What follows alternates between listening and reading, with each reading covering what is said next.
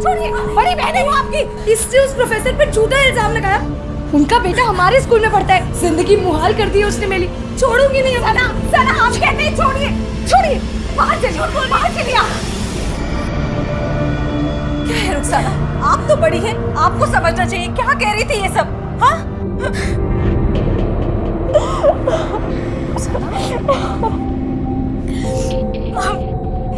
Mummy, वो professor मुझे fail कर देते।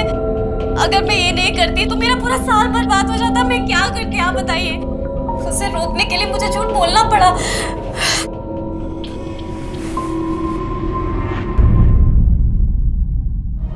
परिवार वो जगह है जहां का माहौल उसमें रहने वालों से बनता है। किसी भी सदस्य के सही और गलत कदम का असर बाकी सब पर पड़ता है। जैसा कि सना पर पड़ रहा था।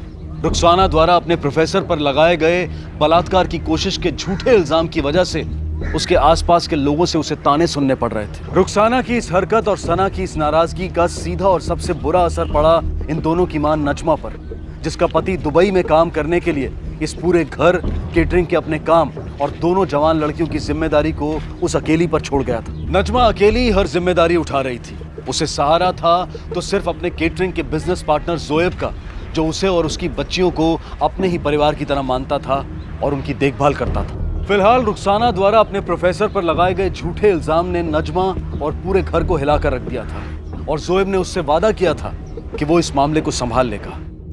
देखिए, आप हमें पैसे दे दीजिए और हम ये केस यहीं खत्म कर देंगे और किसी को ये बात कानो कान पता नहीं चले। क्या बकवास कर रहे हैं आप? देखिए, मैंने कुछ नहीं किया है। उस लड़की ने अपने कपड़े खुद फाड़े और चिल्लाने लगी। इसमें मेरी क्या गलती है?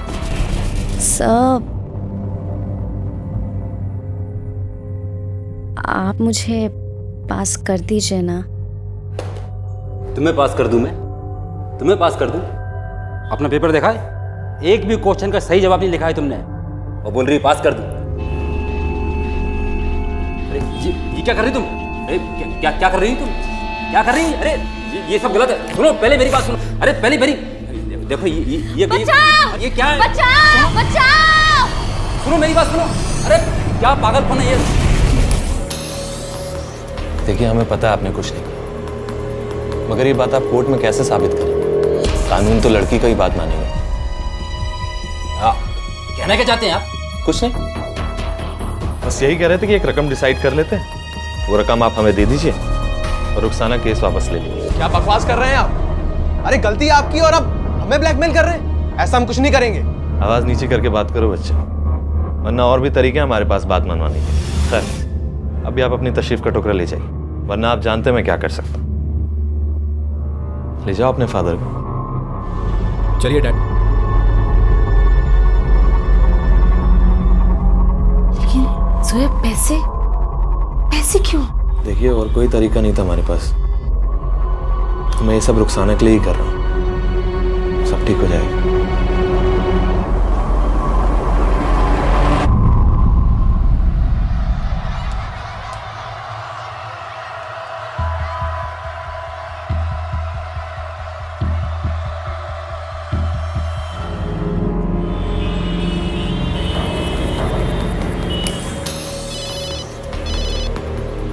जी कहिए। जोएब, रुखसाना नहीं आई अभी तक। क्या? फोन भी नहीं लग रहा है उसका। बहुत घबराहट हो रही है हमें। खैर, आप बिल्कुल परेशान मत होइए, कुछ नहीं होगा उसे, मैं देखता हूँ। या अल्लाह, कल रात से लापता है। उसकी कोई तस्वीर दीजिए। नहीं। फैमिली में और कौन कौन है? हमारी एक छोटी बेटी है सना। हमारे शौहर सऊदी में काम करते हैं, आने ही वाले हैं। हमें समझ में नहीं आ रहा कि हम उनसे रुखसाना के बारे में कैसे कहेंगे। अच्छा, आखिरी बार रुखसाना को कहाँ और किसने देखा? सर, एक पार्टी थी कल। एज ए सुपरवाइजर वो उसकी पहली पार्टी थी। हमारे स्टाफ वाले लोगों ने बताया कि कल रात 2 लड़कों ने उसके साथ कुछ हरकत करने की कोशिश की। सर, वो तभी से गायब है। मुझे आपका पूरा स्टाफ चाहिए जिसने वो पार्टी अटेंड की थी। जी। और इसके अलावा रुखसाना की किसी के साथ कोई दुश्मनी वगैरह? जी, उसके कॉलेज में एक प्रोफेसर है सर। कुछ दिनों पहले उसने रुखसाना के साथ जबरदस्ती कर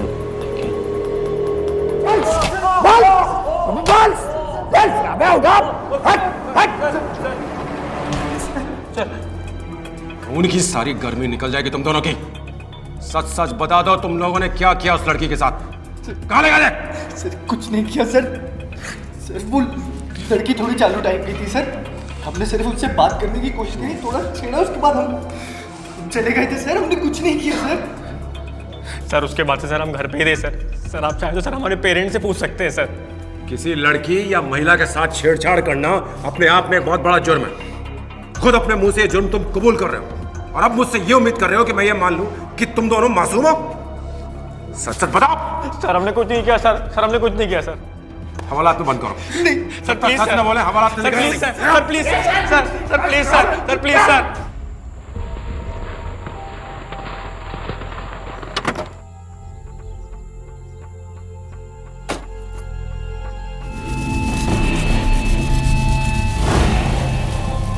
हेलो पुलिस। जाइए इनके बयान लीजिए। सर हम बयान दीजिए, जाइए। मामला कुछ और लगता है। लड़की के बदन के नीचे के सारे कपड़े गायब हैं। आपकी बेटी का खून हुआ है और हमें कातिल तक जल्द से जल्द पहुंचना है। इसलिए आप अपनी याददाश्त पर जोर डालिए और याद कीजिए कोई ऐसी बात अपनी बेटी के बारे में जो आप हमें बताना चाहें, जो पिछले कुछ दिनों में हुई हो, जिससे हमें कोई सुराग मिल सके। कोई भी बात।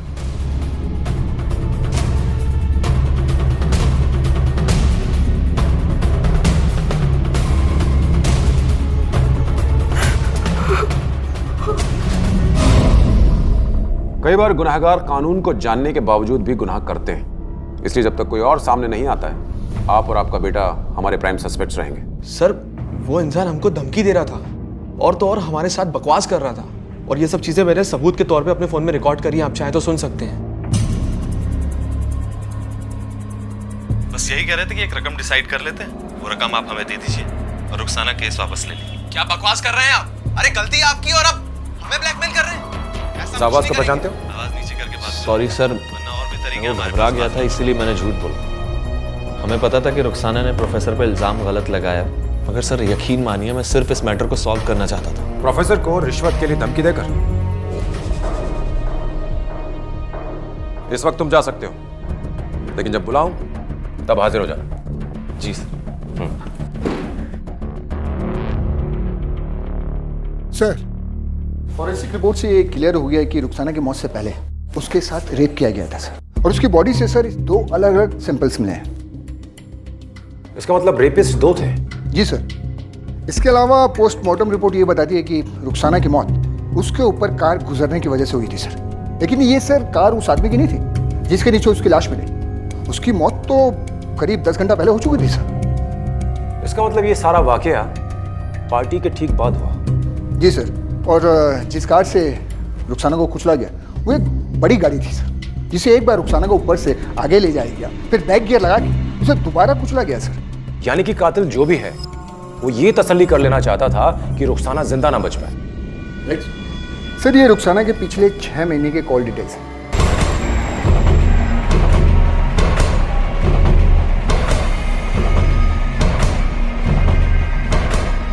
इसमें ज्यादातर कॉल्स अपनी सहेलियों को, अम्मी को और जोएब को किए गए सर। लेकिन एक कॉल है, इनकमिंग कॉल, जिसको इसने कभी उठाया नहीं है पिछले 3 महीने से। सर ये लड़का रुखसाना के ही कॉलेज का है, निखिल श्रीवास्तव। अगर इसके कॉलेज का है तो हो सकता है उसका दोस्त हो, और उसका दोस्त है तो फिर इसके फोन कॉल्स क्यों नहीं उठा रही थी?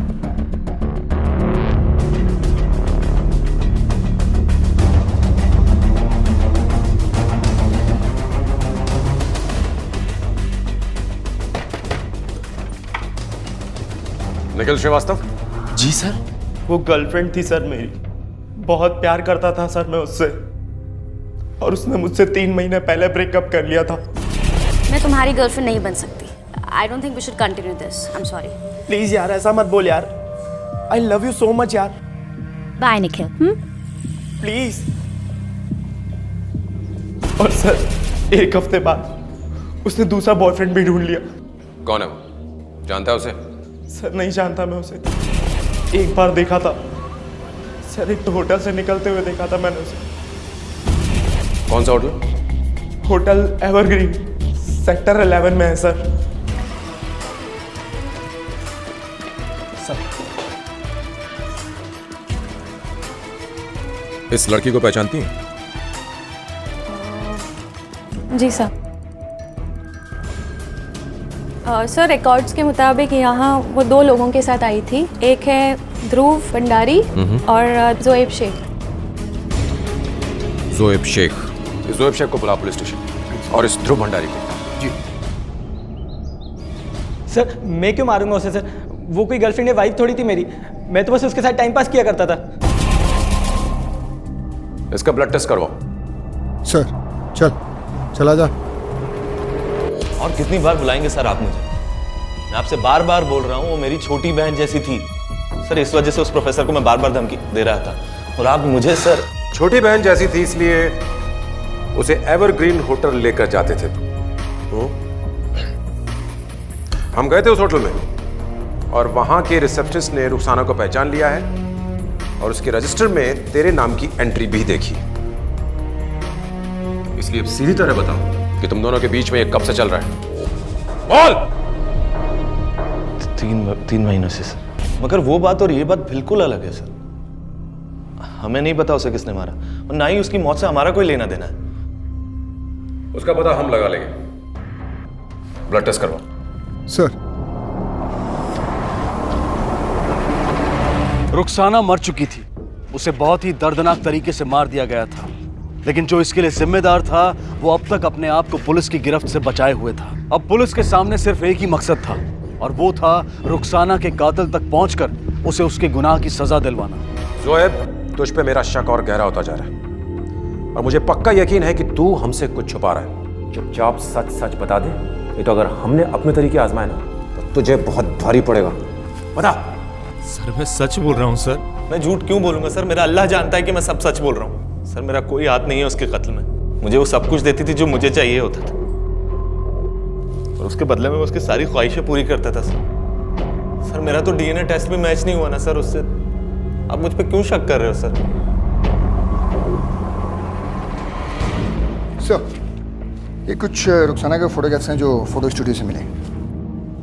सर प्लीज एक बात ध्यान से देखिए सर, इस वेटर को। ये हर फोटोग्राफ में रुखसाना के पास ही है, और इसकी नजरें सिर्फ रुखसाना पर ही हैं सर। चलो, तुम्हारा ही वेटर है ना? कहाँ मिलेगा?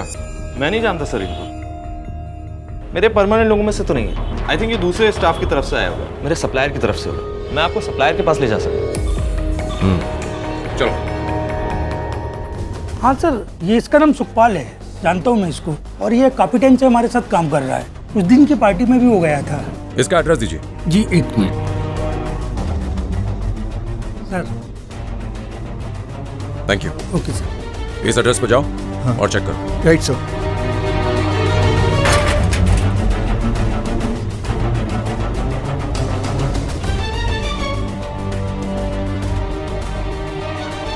Sukhpal, Sukhpal,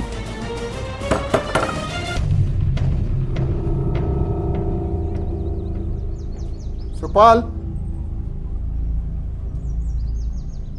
Sukhpal. Excuse me sir. Sir वो रिपोर्ट आ गई सर। उन दोनों कल्प्रिट में से एक ये सुखपाल ही था सर, जिसने रुखसाना के साथ रेप किया था। यानी कि जो ये दूसरा बचा है उसी ने रुखसाना का कत्ल किया है, और शायद सुखपाल का भी। एक काम करो, तुम इस सुखपाल के एरिया में जाओ और वहां चेक करो कि उसका कौन दोस्त था और कौन दुश्मन। जी सर।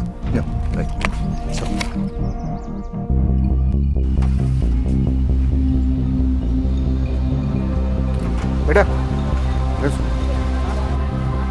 इस आदमी को देखा बेटा कहीं? हाँ देखा मैंने। मैं रोज इनके घर चाय देने जाता हूँ। जब मैं इसको चाय देने गया था ना, पैसे के बारे में बातचीत कर रहे थे। ये ले साहब, क्या हिसाब क्या करना, आधा आधा कर लेते हैं। बाद में पता चला मुझे इनका मर्डर हो गया। उस आदमी का चेहरा याद है ना बेटा? हाँ याद है मुझे। कैसे दिखता है? हाँ। आप इसे जानते हैं? सर ये तो इस्माइल है, हमारी यहाँ गाड़ी चलाता था, लेकिन जो तारीख आप बता रहे हैं उस तारीख के बाद वो काम पर आया नहीं, पता नहीं कहाँ चला गया। देखिए ये गाड़ी जो उस दिन चला रहा था वो गाड़ी हमें चाहिए। इसके अलावा इस इस्माइल का एड्रेस भी। आइए सर, मैं देता हूँ सर। यहाँ तो ताला लगा हुआ है। माता जी, यहाँ इस्माइल रहता था, आपको पता है कहाँ गया वो? पता नहीं साहब, एक दिन अचानक सुबह सुबह सारा सामान लेके कहीं चला गया। हो सकता है वो अपने गांव गया होगा। आपको पता है उसका गांव? मुजफ्फरनगर कह रहा था। मुजफ्फरनगर? कौन? इस्माइल कहाँ है? नहीं है घर पे। आप कौन? पुलिस। एक लड़की के बलात्कार और खून का इल्जाम है उस पर। सच सच बताओ इस्माइल कहाँ है? वो ऐसा नहीं कर सकते, आप अंदर नहीं जा सकते। पंडित जी, आप यहाँ देखिए, हटो। पकड़ो, ले चलो इसको। गलती हो गई साहब, बहुत बड़ी गलती हो गई साहब, बहुत बड़ी। तूने रुखसाना को क्यों मारा? क्या हुआ था उस रात? बता। बताता हूँ साहब, बताता हूँ। जो कुछ हुआ से भूल जाओ, नशे में थे दोनों। अगर आप चाहो हम आपको घर तक छोड़ देते हैं। आइए मेरे दोस्त की, आइए आइए।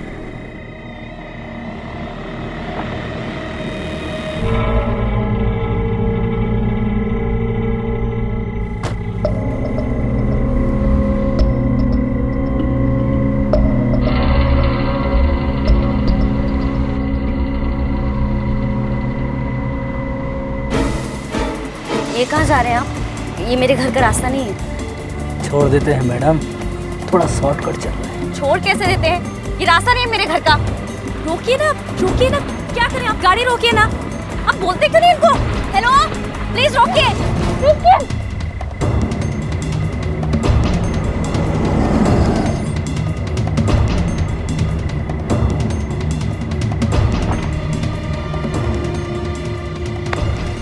हो गया काम? मैं क्या कह रहा था, जब मारना ही है तो उसकी जवानी के थोड़े मजे ले लेते ना। लेकिन पहले मैं मजे लूंगा। चल ठीक है, जा जा जा।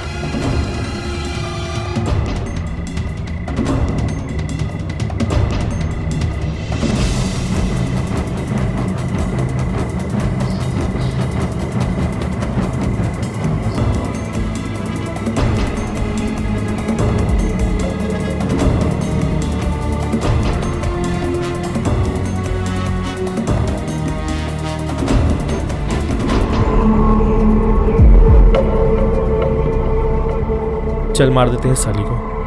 मेरा तो एक बार और करने का मन कर रहा है। अबे तू नहीं सुधरेगा साले, चल जा।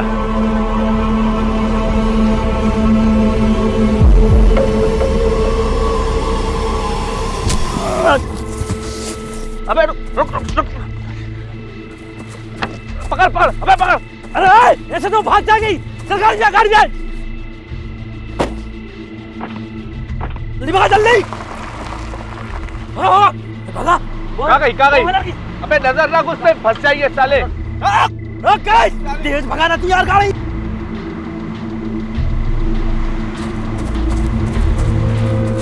शैतान चढ़ गया था साहब, शैतान चढ़ गया था दिमाग पे। रकम बहुत बड़ी थी, इसलिए अपने आप को रोक नहीं पाया साहब। यानी कि रुखसाना को मारने के लिए किसी ने तुझे पैसे दिए थे? किसने? कौन था? किसने दिए थे पैसे? उसकी माँ ने साहब, उसकी माँ ने। नज़मा ने? जी साहब।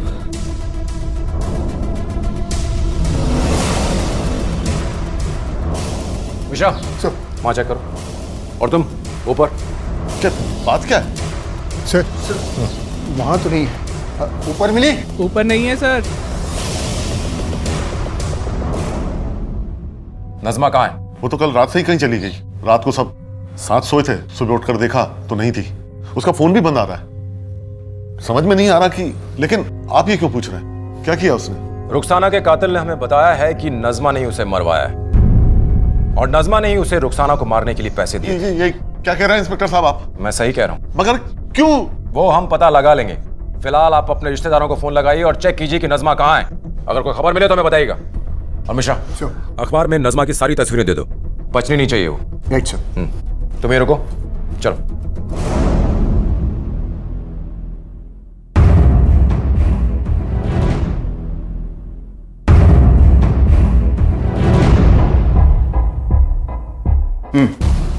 ओके सर, नजमा ने लखनऊ के एटीएम से पैसे निकाले। चलो।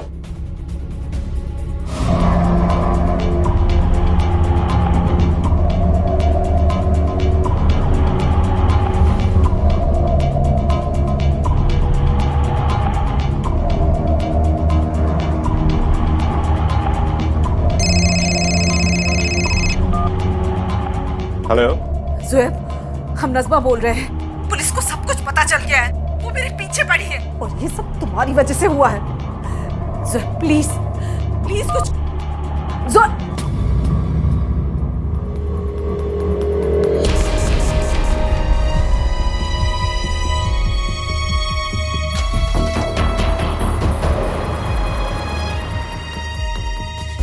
इंस्पेक्टर सर कहाँ? इंस्पेक्टर सर पेट्रोलिंग पे गए। मुझे नज़मा का फोन आया था इस नंबर से, प्लीज आप ये नोट कर लीजिए। ओके सर, मैं कर लेता हूँ।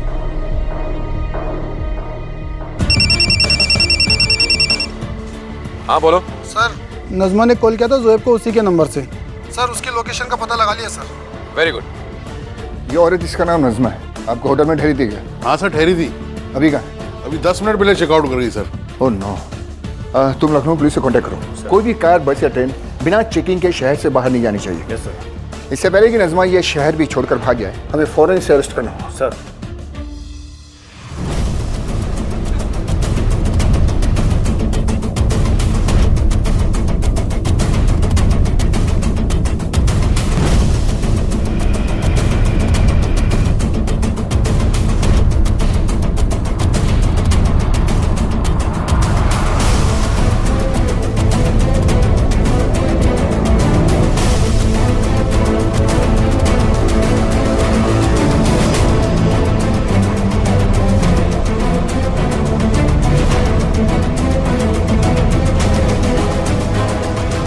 अरे भग रही, इसे पकड़ो, पकड़ो इसे। छोड़ो मुझे, छोड़ो। पकड़ पकड़, कहाँ भाग रही है? चल चल पकड़ इसे, चल।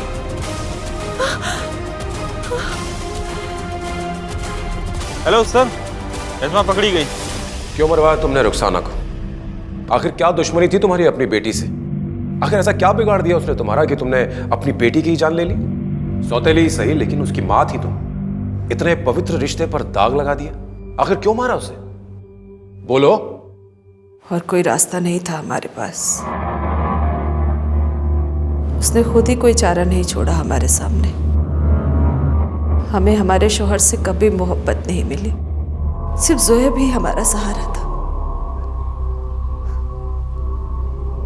मोहब्बत करने लगे थे हम उससे, अपना सब कुछ दे चुके थे हम उसे।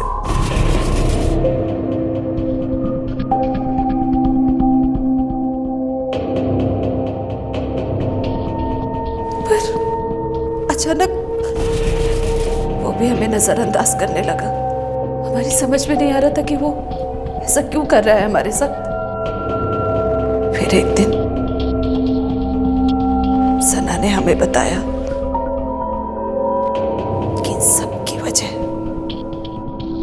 रुखसाना है। अम्मी, हमें आपसे एक बात कहनी थी। बोलिए, क्या बोलना है?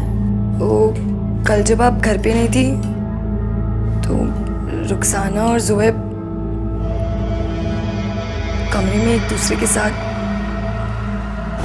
क्या कुछ नहीं किया था हमने उसके लिए। सौतेली थी, फिर भी अपने बच्चे से ज्यादा प्यार किया उसे। और उसने हमारे साथ ऐसा किया। हमारे इकलौते सहारे ज़ुएब को भी हमसे छीन लिया था उसने।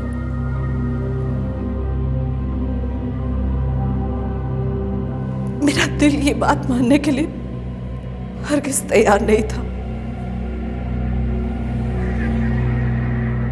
पर एक दिन खुद हमने अपनी आंखों से देखा था उन दोनों को एक साथ।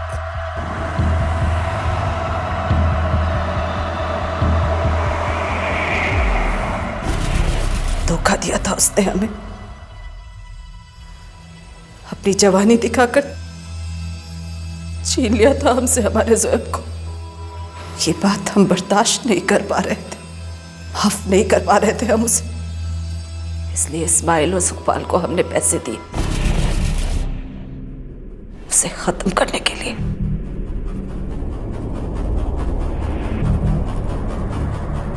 हमने सोचा था कि हमें कोई कभी नहीं पकड़ पाएगा। वो इस्माइल और सुखपाल उसकी जवानी देखकर खुद पर काबू नहीं कर पाए और उसकी इज्जत पर हाथ डाल दी और पकड़े गए।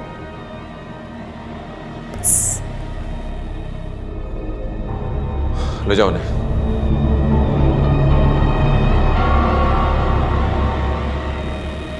चाहते, इच्छाएं, कामनाएं हर दिल में पैदा होती हैं और उन्हें पूरा करने की कोशिश करना कतई गलत नहीं होता, लेकिन अगर उन्हें पूरा करने के लिए गलत रास्ते का इस्तेमाल किया जाए तो उसका अंजाम गलत ही होता है। और रुखसाना इस बात का एक बेहतर उदाहरण है।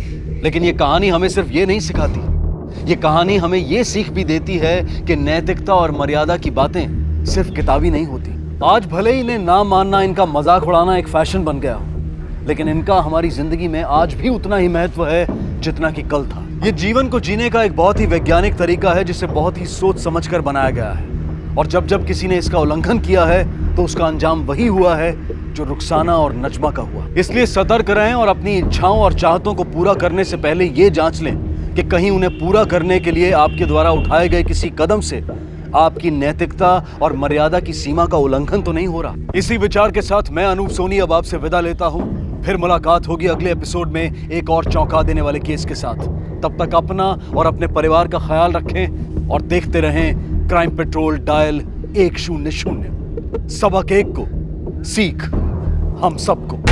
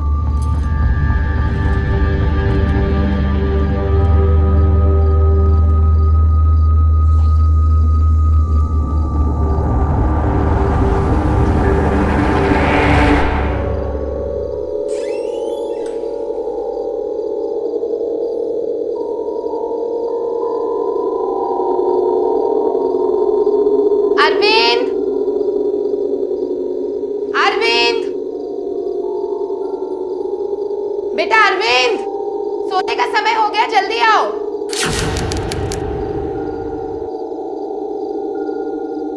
कहाँ चला गया ये लड़का आज?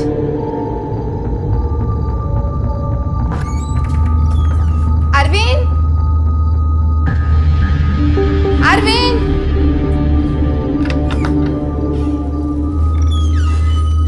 अरविंद, कहाँ चला गया? अरविंद! अरे क्या हुआ, क्यों चिल्ला रही हो? हैं? अरे रोज एक आवाज में सोने चला आता है, आज पता नहीं कहाँ गया। अरविंद! अरे यहीं कहीं पे होगा। अरविंद! मैंने सारे कमरे ढूंढ लिए। रुको रुको, अरविंद!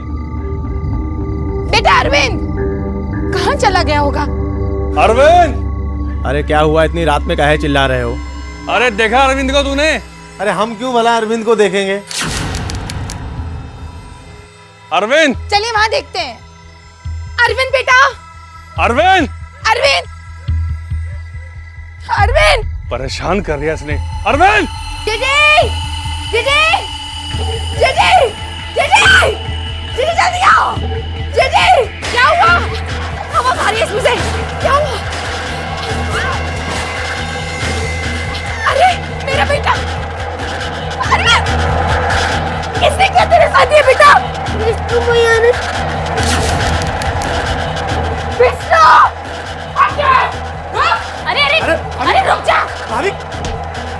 सुन, अगली बार तुम्हारे बेटे से ऐसी गलती हुई ना तो याद रखना, हमसे भी गलती से तुम्हारा बेटा मारा जाएगा। चल बेटा।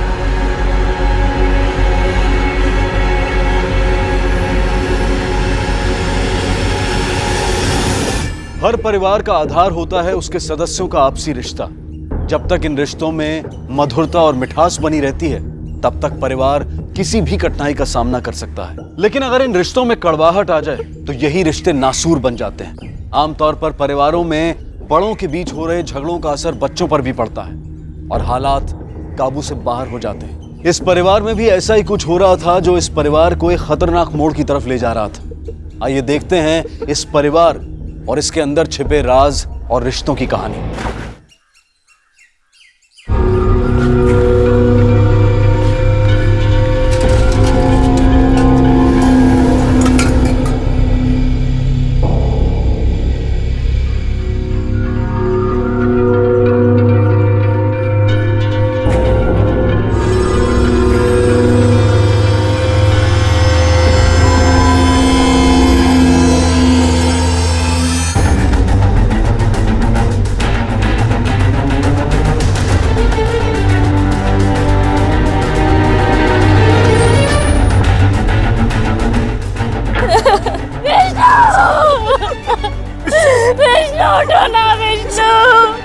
हट जाइए प्लीज। चलिए हटिए हटो हटो।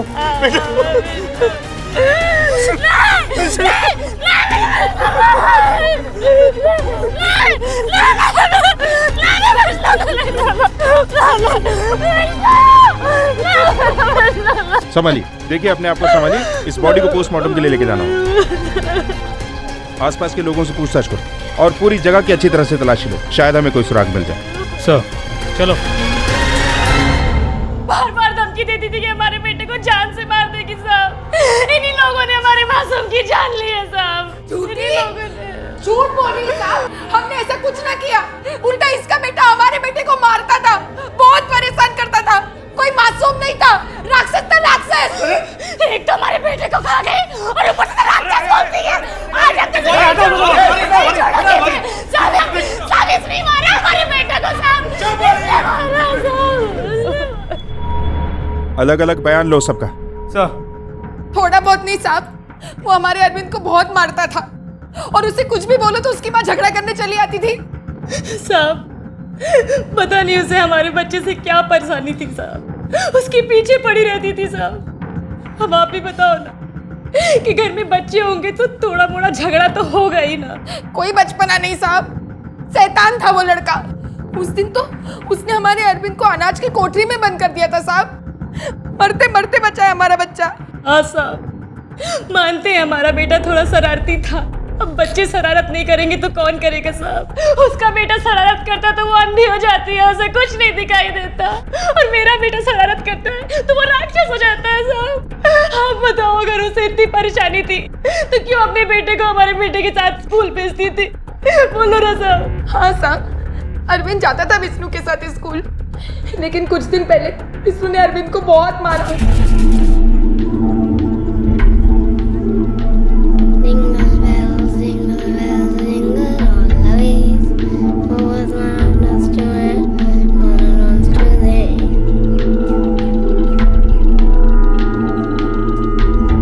अरे जल्दी चल। क्यों कर रहे हो? मैं अपने पापा से आपकी शिकायत करूंगा। अरे तू तो मेरा भाई है ना, शिकायत क्यों करेगा? अच्छा भाई है ना तू मेरा। चल चल चल जल्दी जल्दी चल, बाबा से शिकायत नहीं करना। हाँ चल। मैं करूंगा। अच्छा भाई है मेरा। हमेशा मारता रहता है बेचारे को। अरे अरे क्या कर रही है? संभालना नहीं आता तो पैदा क्यों करके रख दिया? बित्ते भर का हुआ नहीं और गुंडे की तरह लड़ाई कर रहा है। गुंडा? अरे तेरा बेटा गुंडागर्दी करता है, ऊंट के जैसा लंबा हो गया लेकिन छोटे से बच्चे पे धौंस जमाता है। इतनी हिम्मत है तो अपने बराबर वालों के साथ जाके लड़े ना। बकवास मत कर समझी, अपने आप को देख और अपने बच्चे को देख, उसके बाद मुझसे कुछ कहने तू अपने आप को देख। आप हमारे बेटे को सारा के संभालो, सारा घर का खर्चा हमारा पर चला। अभी भी आगे नहीं चलाइए, मेरा गला खा जाएगी आप। हम कुछ नहीं बात नहीं सुनी, हम कुछ छोड़ो नहीं। ठीक है चलो। अरे आप गला मत बोलो, मेरी से बहुत हो गया, बहुत सुन लिया हमने आपकी। क्या समझती है आपको? बात चली आती है। चलो चलो। सिर्फ नाम के बड़े भाई हो तुम। अरे ताला क्यों पड़ जाता है तुम्हारे मुंह पे अपने भाई के सामने? उसने तो अपने बच्चे को गुंडा बना ही दिया है। इतनी सी उम्र में हमें घर से बाहर निकालने की बात करता है। अरे हमारा भी तो बराबर का अधिकार है इस घर पे। मैं कह देती हूँ, अगली बार अगर उसने मेरे अरविंद पे हाथ उठाया ना तो अच्छा नहीं होगा। अरे अच्छा बाबा पहले शांत हो जाओ, बात करता हूँ उनसे। हैं शांत हो जाओ। जीजी सा कम करो। जीजी विष्णु ने बहुत मारा है इसे, बहुत चोट लगी है। मैं दवाई लगा देती हूँ उसे, और कुछ खाया भी नहीं इसने। ज्यादा प्यार दिखाने की जरूरत नहीं है। नौकरानी है, नौकरानी बन के रहे। माँ बनने की कोशिश मत कर, समझी?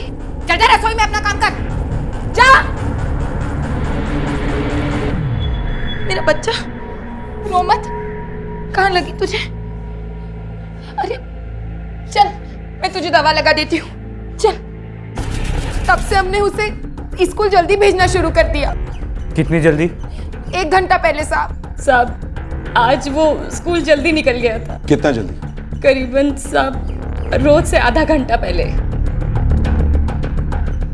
देखिए, हमने बॉडी को पोस्टमार्टम के लिए भेज दिया। ये एक्सीडेंट है तो ठीक है, लेकिन अगर कोई और इसके लिए जिम्मेदार है तो वो हमारे हाथों से बचेगा। आप लोग जा सकते हैं।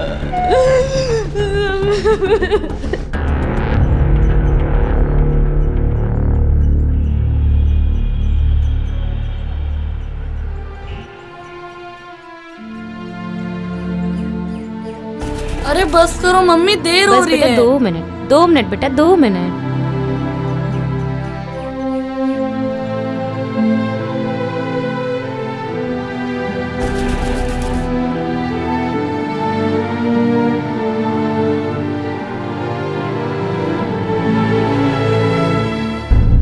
ये जो लड़का मर गया विष्णु, उसके बारे में क्या जानते हो? हाँ साहब, यहीं से वो रोज स्कूल जाया करता था अपने भाई के साथ में। हाँ, उसका बड़ा वाला भाई विष्णु जो था ना, उसको चाहे परेशान करता था। ऐसा लगता था भाई नहीं कसाई है वो कई बार क्या है उसके कपड़े उतार कर पेड़ों पर लटका दिया करता था। और ये हम सब गाँव के लोग देखते थे, लेकिन आपस का मामला था इसलिए कुछ बोल नहीं सकते थे। अच्छा, आज सुबह तुमने उन दोनों या दोनों में से किसी एक को भी स्कूल जाते हुए देखा है? नहीं साहब, आज तो हमने नहीं देखा साहब। ठीक है, तुम जाओ, चलो।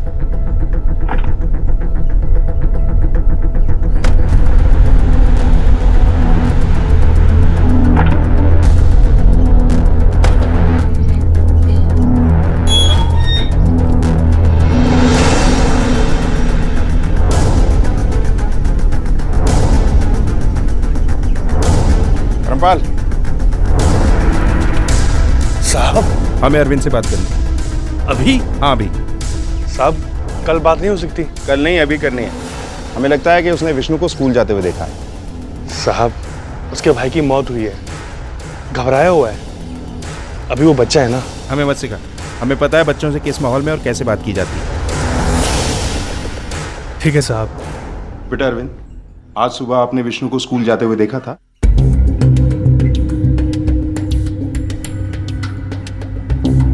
बताओ बेटा, देखा था आपने विष्णु को?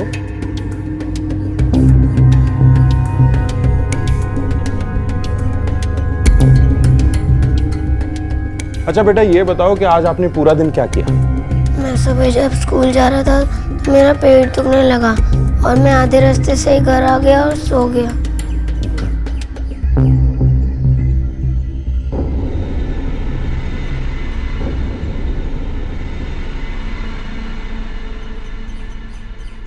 सर कुछ तो मसला है। माँ बाप ने इस बच्चे को सिक्का पड़ा के रखा है। मुझे लगता है कि या तो ये घबराया हुआ है या कुछ तो जानता है। हमें इसे अकेले में बात करनी चाहिए, ये भी अपने माँ बाप के साथ ना हो।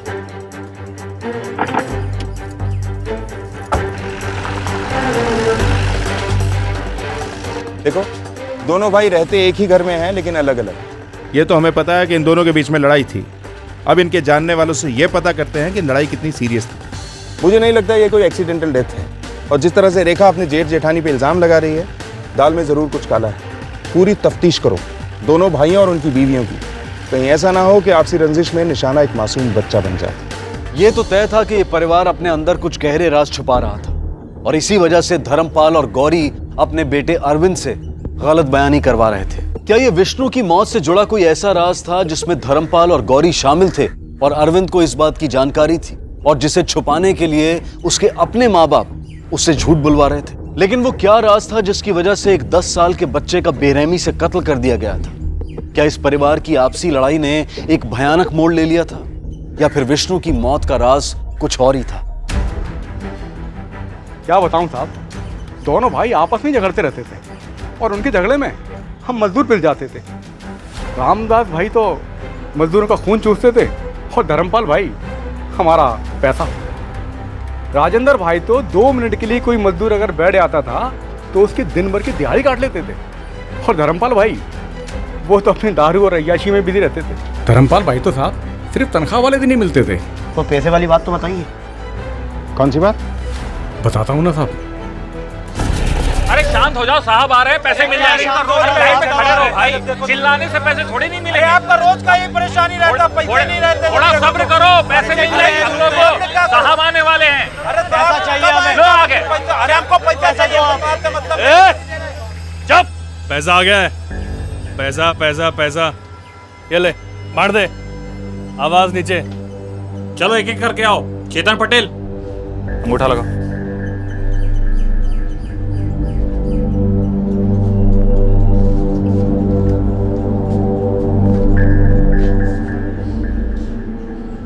रघुनाथ सिंह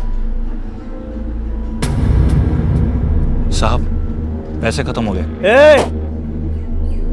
दिमाग खराब मत कर। राजेंद्र ने जितने पैसे मुझे दिए मैंने तुझे लाके दिए। अब वो कम है क्या ज्यादा, उससे पूछ। अरे क्या बात होती है? काम कराने के बाद पैसे नहीं दोगे क्या? ऐसा नहीं चलने वाला है तो। इस बार तो हम पैसे लेकर ही जाएंगे। हाँ पैसे तो लेके जाएंगे। अरे शांत हो जा भाई, अरे शांत हो जाओ, सबको पैसे मिलेंगे। अरे मुझसे ही शायद गलती हो गई बैंक से पैसे लाने में। कुछ भी कीजिए, हमको पैसा चाहिए भैया। मैं खुद राजेंद्र भाई साहब के पास जाऊंगा। अरे हमें नहीं पता, पैसा चाहिए अभी, पैसा लेके जाओ। मैं खुद राजेंद्र भाई साहब के पास जाऊंगा पैसे। चलिए बैठिए। अरे पैसा लेकर जाओ। मैं खुद जाऊंगा, मैं पैसे लेकर आऊंगा। अभी बात तो कर लेने दो। शांत हो जाओ दीवान जी, ऐसा आप पे विश्वास करके हमें नहीं जाने दे रहे। नहीं तो ये दोनों भाई, ये तो बिल्कुल किसी भी विश्वास के लायक नहीं है। फिर क्या साहब, राजेंद्र भाई के पास जाओ तो वो कहते हैं कि धर्मपाल भाई पैसे देंगे, और धर्मपाल भाई के पास जाओ तो वो कहते हैं कि राजेंद्र भाई पैसे देंगे। साहब चक्कर लगा लगा के एड़ियाँ गिर गई। कुछ लोगों के पैसे मिल गए और कुछ लोग गांव चले गए। गांव चले गए मतलब इस गांव के नहीं थे क्या? नहीं साहब, दोनों भाई बहुत चालाक हैं। जो यहाँ के लोकल मजदूर थे उनके तो पैसे दे दिए, और जो बाहर के थे उनके रोक लिए। अब वो परिवार वाले थे, कब तक यहाँ रहते, इसलिए वो गांव चले गए। अच्छा वो अकाउंटेंट, मतलब वो मुनी, वो कहाँ मिलेगा? साहब वो तो उस घटना के बाद से ही नौकरी छोड़ के चला गया था। सुना है कि मजदूरों ने उसको धमकी दी थी, तब से उसने यहाँ पे आना ही बंद कर दिया। चलो ठीक है। लड़ाई झगड़ा तब होता है साहब जब लोग बराबर के हो, और यहाँ तो जब भी लड़ाई हुई है हमेशा विष्णु के कारण ही हुई। वही हमेशा अरविंद को मारता पीटता था, परेशान करता था। अब आप ही बताइए साहब, ऐसे कौन से माँ बाप होंगे जो विष्णु के ऐसे बार बार करने पर उसको सबक नहीं सिखाना चाहेंगे? तो तुम्हारा मतलब है कि विष्णु को धर्मपाल या गौरी में से एक ने या दोनों ने मिलकर मारा है? मेरा वो मतलब नहीं था साहब। तो क्या मतलब है तुम्हारा? मार सकते हैं या नहीं, एक बात बोल। हमें नहीं मालूम साहब, मार भी सकते नहीं भी मार सकते। सच्ची में साहब हमको नहीं मालूम। चलो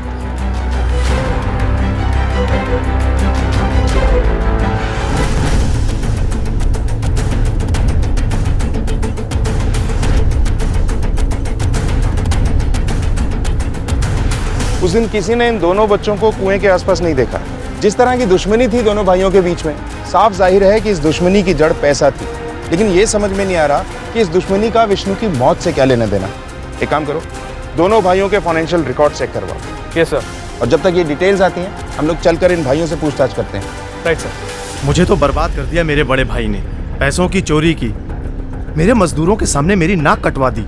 मेरे सारे अच्छे मजदूर मेरा काम छोड़कर चले गए और मेरे बेटे को भी मार डाला। ये तो अच्छा हुआ साहब कि हमारी जमीन जायदाद का बंटवारा हो गया। इस जंजाल से मेरी जान छूटी। आपको एक बात बताऊंगा साहब, आप विश्वास नहीं करेंगे। अरे सुन राजेंद्र, सुन, देख तुम्हारा बेटा तो मर चुका है। अब जो तुम्हारी जायदाद में हिस्सा है उसे तो हमारे बेटे के नाम पे कर दे, हैं? वैसे भी तेरे मरने के बाद वो सारी जायदाद हमारे बेटे के नाम पर हो जाएगी, समझा? अब बताइए, कोई अपने सगे भाई से ऐसी बात कहता है?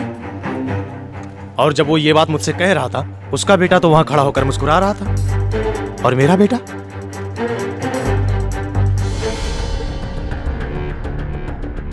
तो अब ये बता कि कैसे मारा विष्णु? भगवान कसम साहब, हमने नहीं मारा। अच्छा, तो तूने नहीं मारा, फिर किसने मारा? तेरी बीवी ने या तेरे बेटे ने? नहीं साहब, साहब हम में से किसी को कुछ नहीं मालूम। सच बोल रहे हो? साहब मारना मत साहब, हम सच बोल रहे हैं। नहीं बेटा, तू घबरा मत, बाबा को कुछ नहीं होगा। साहब आप ही सोचिए, वो हमारा भतीजा था और हम अपने भतीजे को काहे मारेंगे? क्योंकि तुम दोनों भाई कम और दुश्मन ज्यादा थे। नहीं साहब, वो तो बस क्या? हमें सब पता है। तूने उन पैसों में भी घपलत किया है जो राजेंद्र तुझे खेतों में काम कराने के लिए देता था। नहीं साहब, ये सच नहीं है साहब। वो हमको बदनाम कर रहा है, खुद उसने पैसे कम दिए, अब इल्जाम हम पे डाल रहा है। साहब आपको गलत फहमी हुई साहब। गलत फहमी? पुलिस को?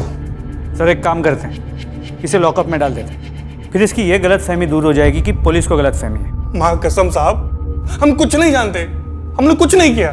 कान खोल के सुन ले, हमें सब पता चल जाता है कि कब किसने क्या किया है। क्या यहाँ से अब?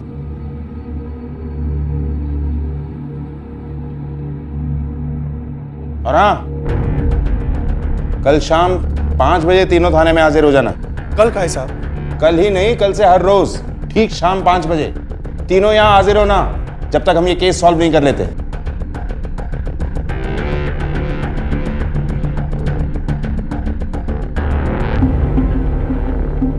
सर इस लड़के की मौत पानी में डूबने से नहीं हुई, क्योंकि इसके लंग्स में पानी बहुत कम था। इसका दाहिना कंधा टूटा हुआ है और इसके सर पर किसी भारी चीज से चोट पहुंचाई गई है, जिसकी वजह से इसकी मौत हो गई। बाद में इसे पानी में डुबा दिया गया है। डॉक्टर साहब, क्या ऐसा हो सकता है वो चोट जो इसके सर पे लगी, जिसकी वजह से इसकी मौत हुई, वो कुएं की किसी दीवार से टकराने से या पानी के नीचे किसी पत्थर से टकराने से लगी है? नहीं, अगर इसका शरीर कुएं की किसी दीवार से टकराया होता तो इसके शरीर पर कहीं ना कहीं खरोच का निशान होता, लेकिन इसके पूरे शरीर पर कहीं भी कोई खरोच का निशान नहीं। और पानी के अंदर ये किसी चीज से इतनी जोर से टकराए, ये पॉसिबल नहीं है, क्योंकि पानी ऑलरेडी उसकी स्पीड को तोड़ देगा। वो तो इसके सर पर किसी भारी चीज से चोट पहुंची है, जिसकी वजह से इसकी मौत हुई है। Thank you doctor.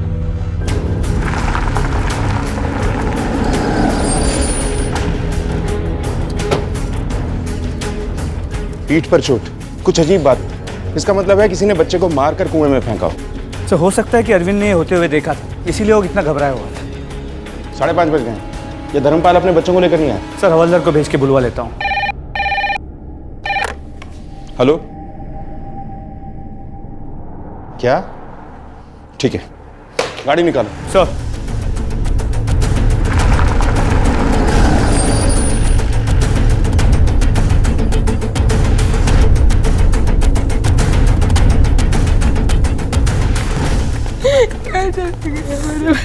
क्या समझ रखा हम लोगों को? खड़े हो। कहानियां सुनाएगा हमें? तेरा बच्चा खो गया है, झूठ बोलता है। नहीं साहब, हमारा अरविंद खो गया है, सब जगह ढूंढ लिया, कहीं नहीं मिल रहा। बोल, कहाँ छुपा के रखा अपने बेटे को? बोल। माँ कसम साहब, हम सच बोल रहे हैं साहब, हमको कुछ नहीं मालूम। साहब हम अपने बेटे को क्यों छुपाएंगे? क्योंकि उसने ऐसा कुछ देख लिया था जिसका ताल्लुक विष्णु की मौत से था, और तुम लोग हमसे वो छुपा रहे हो। नहीं साहब, ये सच नहीं है साहब, हम सच बोल रहे हैं। हमारा बेटा सच में खो गया साहब, मेहरबानी करके हमारा ढूंढ दीजिए। हाँ साहब, हमारे अरविंद को ढूंढ दीजिए, आपकी बहुत मेहरबानी होगी।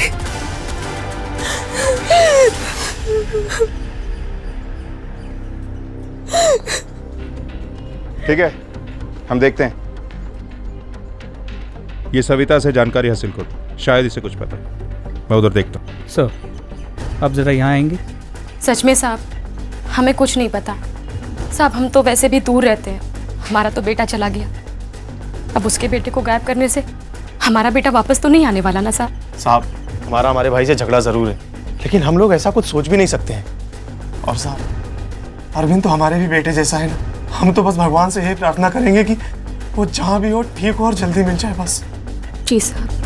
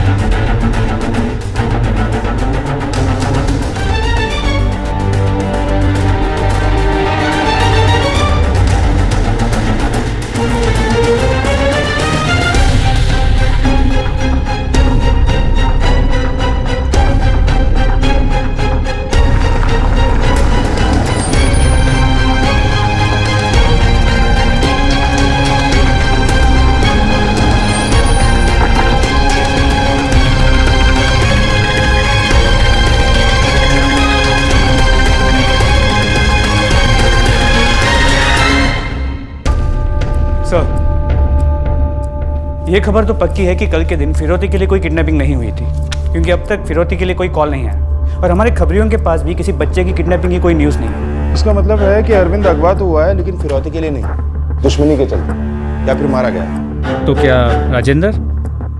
हो भी सकता है और नहीं भी हो सकता। एक संभावना तो यह है कि धर्मपाल को फिरौती की खबर आ गई थी और उसने किसी डर से हमें नहीं बताया, और दूसरी ये कि इस परिवार से किसी की दुश्मनी है जिसके चलते वो इस घर के बच्चों को नुकसान पहुंचा रहे।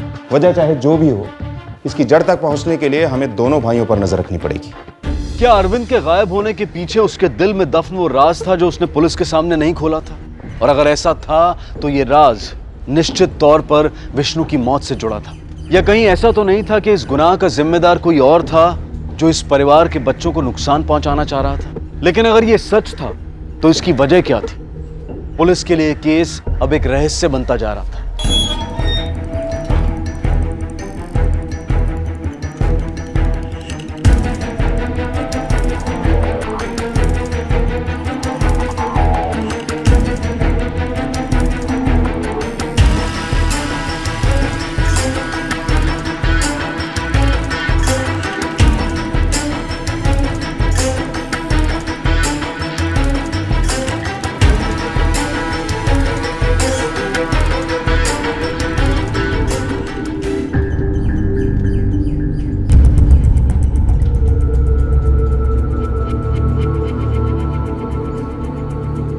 तुम दोनों उस पर नजर रखो।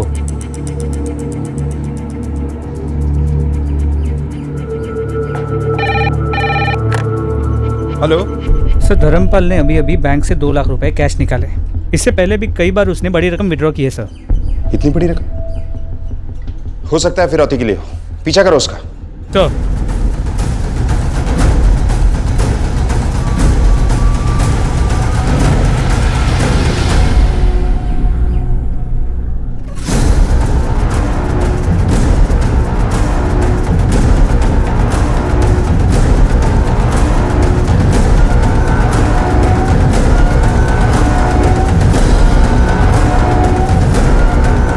अरे वो देखो, वो रहा। रुक रुक, हिम्मत, चल चल। अरे हमें को नहीं किया, अरे बताओ हमें को नहीं किया, बताओ हमें को नहीं किया।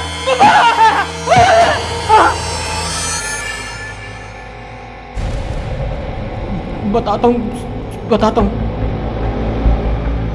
वो कहा है कि हम धर्मपाल को ब्लैकमेल कर रहे थे क्योंकि धर्मपाल का एक ऐसा राज हमें मालूम है जिसके पता चलते ही उसकी इज्जत मिट्टी में मिल जाती। ये बता कि ये राज तुझे कैसे पता? ये देखो, ये है अपना घर।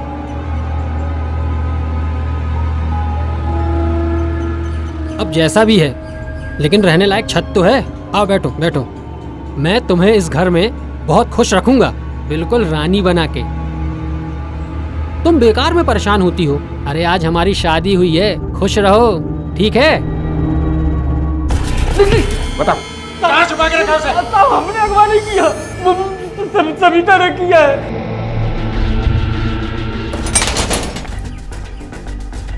ढूंढो।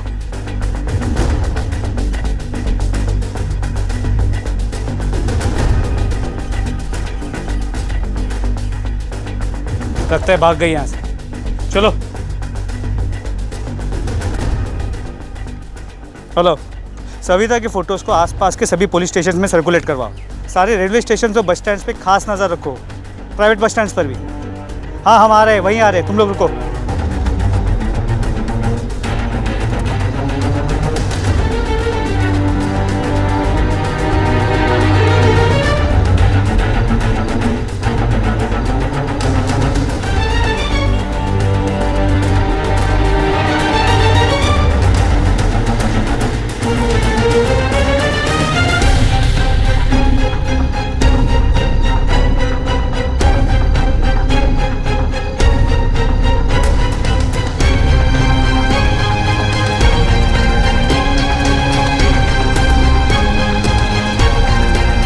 किसे देखा है?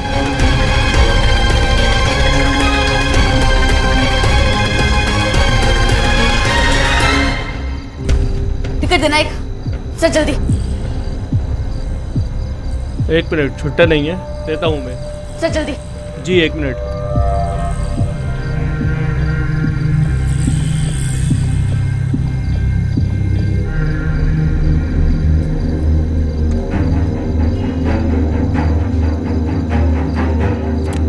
रुक रुक,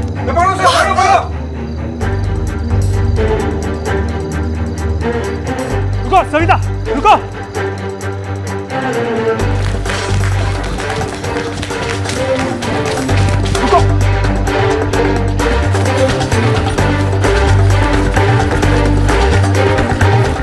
सुन बेटा, जब तुम वापस ना हो ना, यहीं इंतजार करना, कहीं जाना मत। मैं आती हूँ वापस, है ना? यहीं रुकना।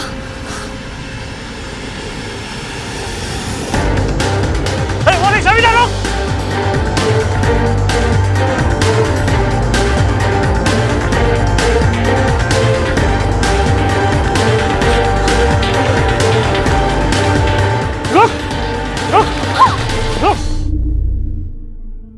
ये कहानी शुरू हुई थी, मुझे काम पे रख लो साहब, बड़ी मेहरबानी होगी। मेरे घर खाने को भी नहीं है, बस अब आप ही का सहारा है। मैंने काम ढूंढने की कोशिश करी पर कहीं कोई काम नहीं मिला। सोचा आप लोग तो मेरे अपने हो, आप तो साथ दोगे ना, इसलिए यहाँ चली आई।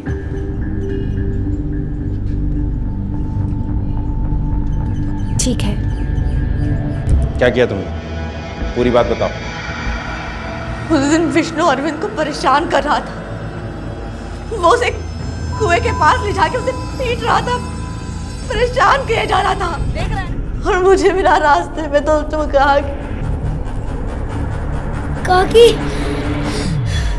विष्णु भैया कुएं में गिर गए। कैसे? मैंने उन्हें गिरा दिया। काकी मैंने कुछ नहीं करा। तू परेशान मत हो, तू परेशान मत हो, मैं संभालूंगी। तू घर जा। सुन, किसको बोलना मत, ठीक है? काकी विष्णु भैया को बचा लेना। तू घर जा, घर भेज। जब मैं कुएं के पास पहुंची तो विष्णु, विष्णु, सविता काकी बचा, सविता काकी बचा।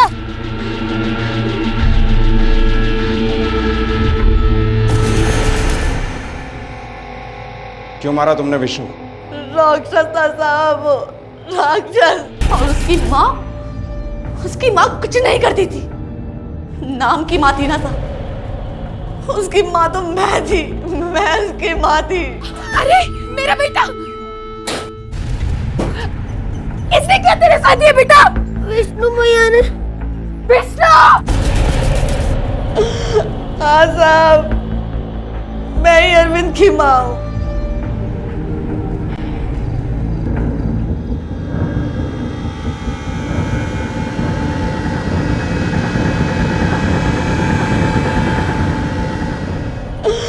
हाँ साहब, मैं ही अरविंद की माँ हूँ।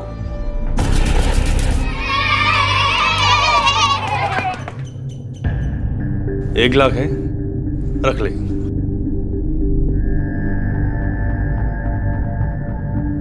सविता, 1 लाख बहुत होते हैं। हमारी बात मान ले, हमारी इज्जत का सवाल है। रख ले। रख लो, रख लो।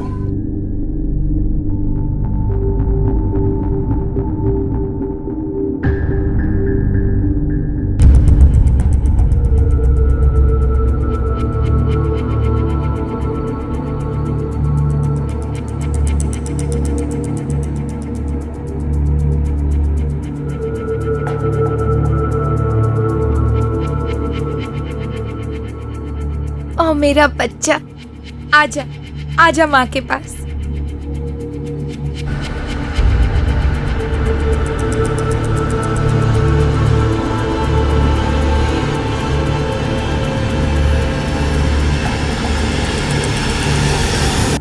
हमने 9 महीने साहब, 9 महीने उसे अपने पेट में रखा।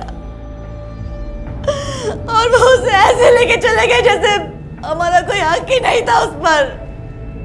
जी भर के देखने भी नहीं दिया हमें। जब तुम वापस उस घर में काम करने गई तो ये क्यों नहीं बताया कि तुम्हारी शादी हो चुकी है? मदन ने कहा था। अरविंद के जन्म के बाद जब मैं मदन से मिली तो सब कुछ जानते हुए भी उसने मुझे अपनाया, मुझे शादी करी। ये देखो, ये है अपना घर।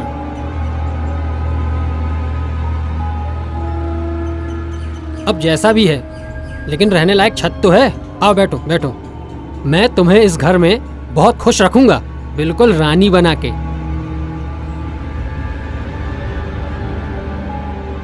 अरे तुम तो बेकार ही परेशान होती रहती हो, इतना चिंता क्या करती हो? वो तुम्हारा बच्चा है ना, और तुम्हारा बच्चा हमारा बच्चा, और फिर मैं तो हूं ना तुम्हारे साथ। उन लोगों ने मुझे 2 लाख रुपए दिए थे और पहले ही कह दिया था कि मेरा बच्चे पे कोई हक नहीं रहेगा। तो क्या हुआ? सिर्फ पैसा दे देने से कुछ होता है क्या? कानून भी कोई चीज होती है कि नहीं? वो तो ठीक है, पर हम गरीब लोग हैं, ये कोर्ट कचहरी के चक्कर। तुम्हें इस सब की चिंता करने की कोई जरूरत नहीं, वो मैं हूं ना, मैं सब देख लूंगा। बस तुम वही करना जो मैं कहूँ, समझी? हमारा बच्चा हमें मिल जाएगा, तुम बेकार में परेशान होती हो। अरे आज हमारी शादी हुई है, खुश रहो, ठीक है? फिर मैं उस घर में काम मांगने गई साहब, और फिर अरविंद मेरे आंखों के सामने ही रहने लगा। फिर तुम दोनों ने उसके माँ बाप से पैसे ऐंठना शुरू कर दिया। कैसे पैसे साहब? हमने कोई पैसे नहीं लिए। मदन ने हमें सब कुछ बता दिया है सविता। अपने बेटे को हासिल करने की कोशिश में तुमने उसे अगवा किया और खुद ही उसे खो दिया। ले जाओ इसे। नहीं साहब, नहीं साहब, मेरे बच्चे को ढूंढो साहब, साहब मेहरबानी करके मेरे बच्चे को ढूंढो साहब। नहीं नहीं साहब, नहीं।